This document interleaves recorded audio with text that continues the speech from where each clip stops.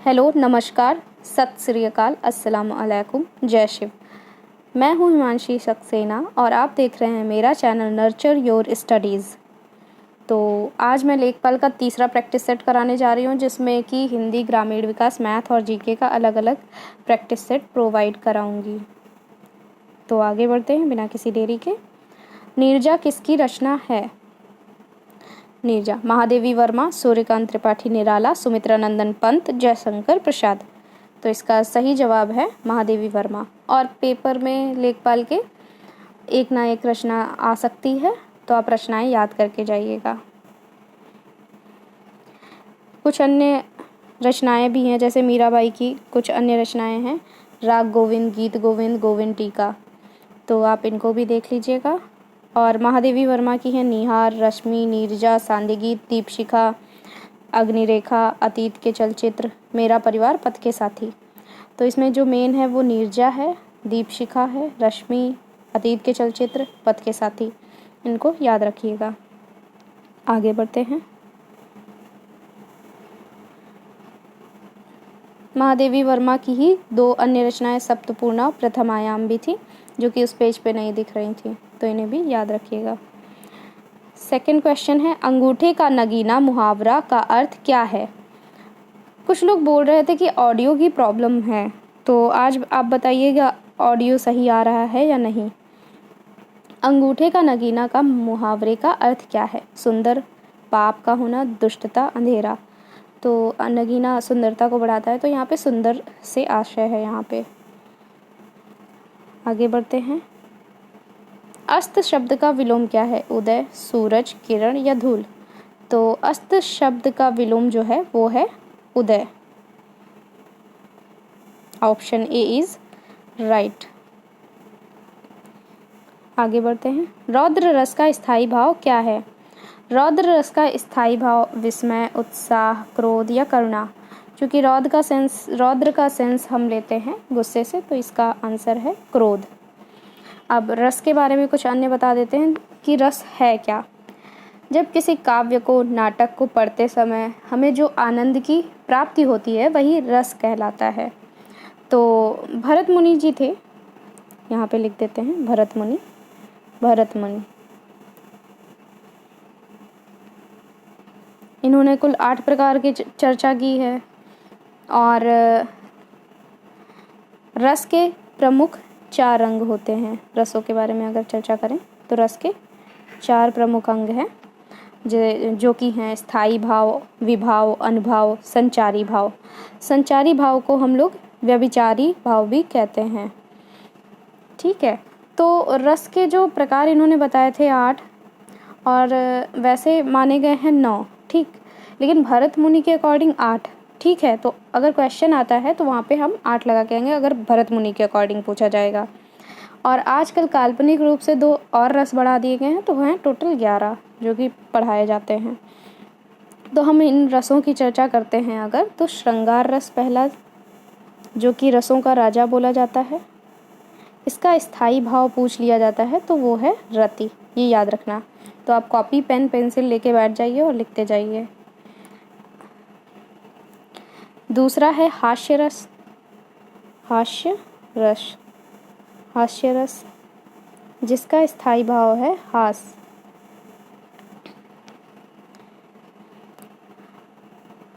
तीसरा रस है करुण रस। करुण, अब करुण का सेंस ही दुख से है, तो इसका जो स्थायी भाव है वो है शोक। आगे बढ़ते हैं। रौद्र रस का तो अभी पढ़ा दिया था, क्रोध। तो अगला रस है वीर रस। वीर रस का स्थायी भाव है उत्साह। ठीक है, ये आप लोग लिखते जाइएगा। नेक्स्ट रस है भयानक रस। इसका स्थायी भाव है भय। क्वेश्चन में स्थायी भाव पूछ लेते हैं, स्थायी भाव दिया होता है तो रस पूछ लेते हैं, ठीक है।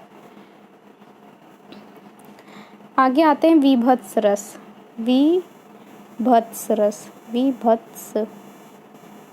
ये रस इम्पॉर्टेंट है। इसका स्थायी भाव है जुगुप्सा, आधा पा और सा, जुगुप्सा। आगे बढ़ते हैं। अद्भुत रस, अद्भुत, अद्भुत, ठीक है, अद्भुत।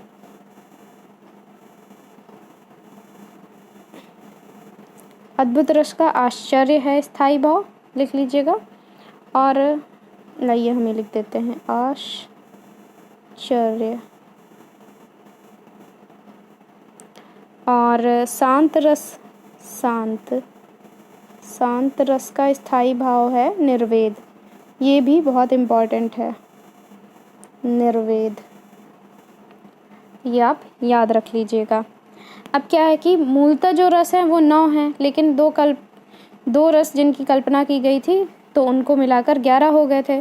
तो जिसमें 2 जो अन्य रस थे उसमें एक वात्सल्य रस आता है, जिसका स्थायी भाव है वत्सल, ठीक है, तो मिलता जुलता है स्थायी भाव। और लास्ट जो रस आता है वो भक्ति रस आता है, ठीक है, तो भगवत रति, इसका रति भगवत रति, ठीक है, स्थायी भाव है।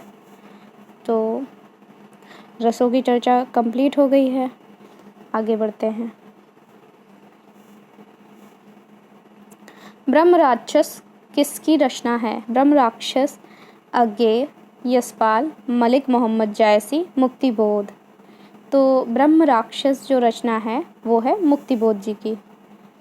आगे बढ़ते हैं। झूठा सच के रचयिता कौन है? यशपाल, अज्ञेय।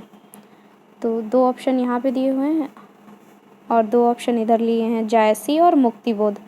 तो इसका जो सही आंसर है वो है यशपाल। झूठा सच के रचयिता हैं यशपाल। यातुधान का पर्यायवाची क्या है? यातुधान का पर्यायवाची जमीन, कीड़ा, घोड़ा। यहाँ पे ये लिखा है निशाचर, निशाचर, चर, सही कर लीजिएगा इसे, निशाचर लिखा हुआ है, तो इसका सही आंसर है निशाचर। अब यातुधान के बारे में थोड़ा बता देते हैं। यातुधान राक्षस को बोलते हैं।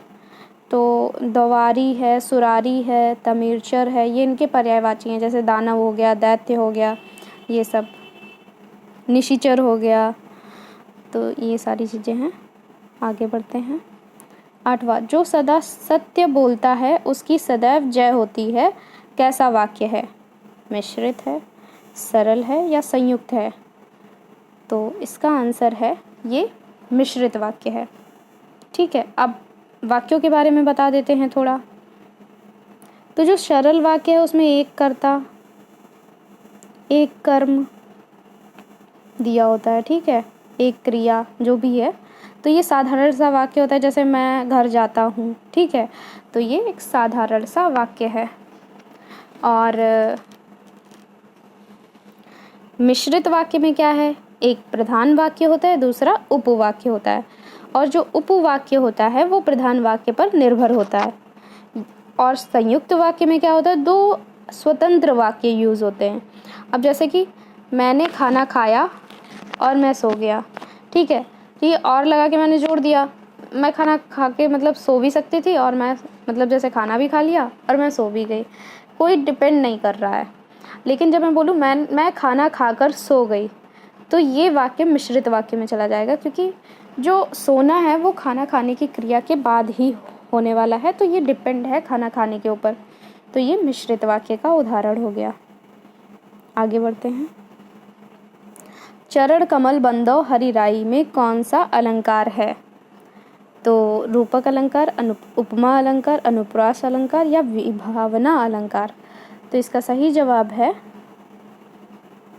रूपक अलंकार, ठीक है। यहाँ पे तुलना की गई है चरणों की कमल रूपी पुष्प से।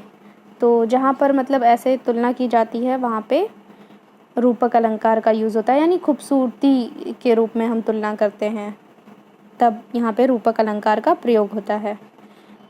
अब अलंकार के बारे में थोड़ा बता देते हैं। तो अलंकार 3 प्रकार के होते हैं, अर्थ अलंकार, शब्द अलंकार, उभय अलंकार, ठीक है। और जो अर्थ अलंकार हैं उसके भी 3 प्रकार हैं, अनुप्रास अलंकार, यमक अलंकार, श्लेष अलंकार। तो जो अनुप्रास अलंकार है उसमें वर्णों की आवृत्ति होती है। यहाँ पे लिखते हैं क्या, अनुप्रास अलंकार, ठीक है। अनुप्रास अलंकार में क्या होती है, वर्णों की आवृत्ति होती है बार बार से। तो जैसे कि चार चंद्र की चंचल किरणें, यहाँ पे चा चा चा वर्ड कई बार रिपीट हो रहा है तो वहाँ पे अनुप्रास अलंकार हो सकता है।